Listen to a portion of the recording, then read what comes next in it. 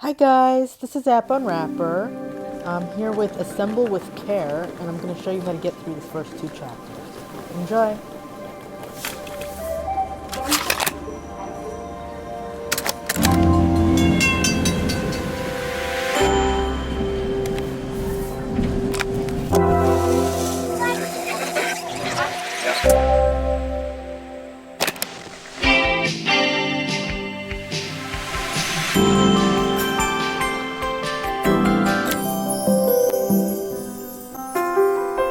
After a year on the road, I thought I'd get tired of traveling.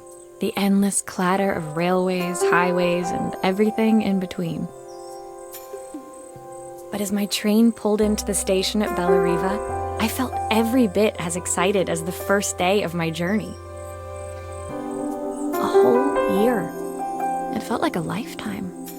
The places I'd seen, the people I'd met, of course, the forgotten treasures I'd given a new lease of life along the way. I'm a restorer by trade. Bringing our most beloved possessions back to life is what I love to do. I'd been traveling for months, working my way from one town to the next, fixing everything from family heirlooms to VCRs. Bellariva was my chance to take a break. Unfortunately, that would have to wait until after I'd unpacked.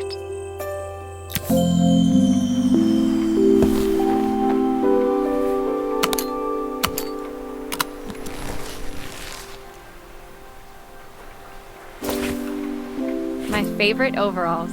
These will never go out of style. Looking forward to taking more close-ups of my fingers with this. So in case you're not sure what I'm doing, I'm tapping and holding to pick something up. My parents took this after I made my first repair. Seems like a lifetime ago. I'll hand these out once I'm settled in. Fingers crossed they get me some work. The tools of my trade. No hope of restoring things without these. Who doesn't love a scrunchie? Practical and stylish. I picked up these sunglasses on my last stop. Hopefully I'm cool enough to pull them off. I saw a guitarist wearing these at a show once. Rock and roll repair woman, at your service.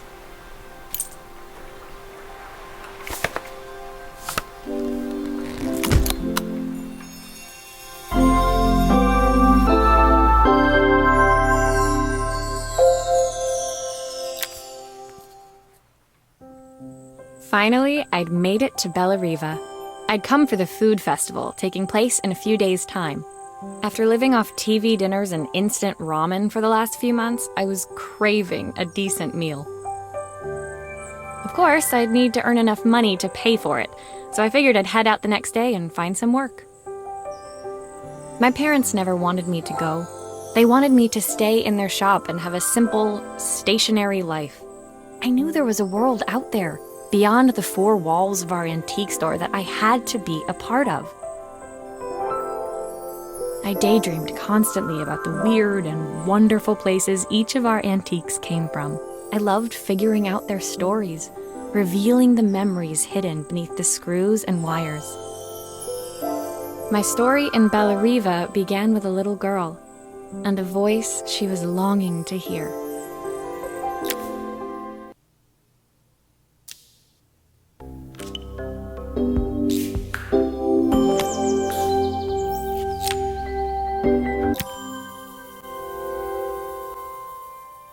It was my first morning in Bellariva, and I couldn't wait to leave my hotel and explore. It was a quiet town, its streets and alleyways basking peacefully in the hot morning sun.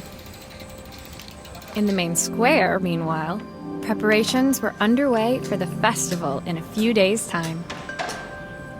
As I handed out my flyers, I wondered what the people of Bellariva would need me to fix. So far, everything here seemed perfect. I was starting to worry I'd made a mistake when I felt someone tapping me on the back. Hi, I'm Izzy. Do you know how to fix things? It was a little girl. maybe 7 years old, who must have gotten hold of one of my flyers. She rummaged around in her backpack until she hauled out a battered red cassette deck. My tape is broken and I can't make it work anymore. I tried to fix it myself, but there's this metal thing in the way. Can you try?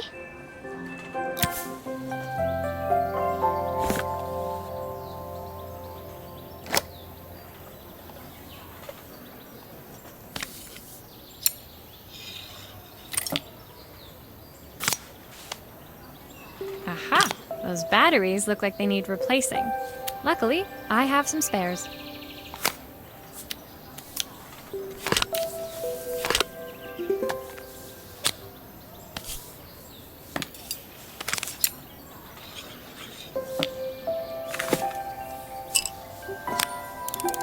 Why did you do that?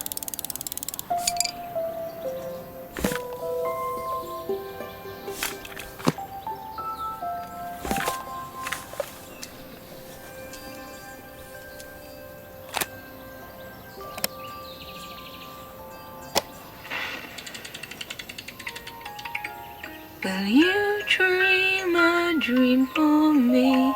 If I sit by your side and hold you so tight, know that I will always love you, even though we both know that we must say goodnight. Good night, my darling.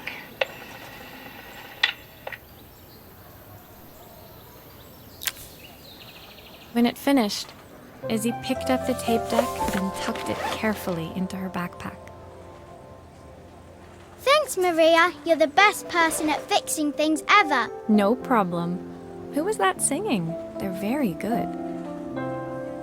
It's my mum. She's not here anymore. Izzy trailed off. It was the kind of silence a cassette tape would never be enough to fill. When Izzy's friends called for her, she dug deep into her pockets, looking for something to pay me with. Eventually, she produced a grand total of a stick of gum, 3 mismatched buttons, and a yo-yo. I usually preferred a check, but Izzy looked so serious, I wrote out a full receipt. She seemed like a happy kid, but beneath it all, part of her life had been shattered. A part I wouldn't be able to fix.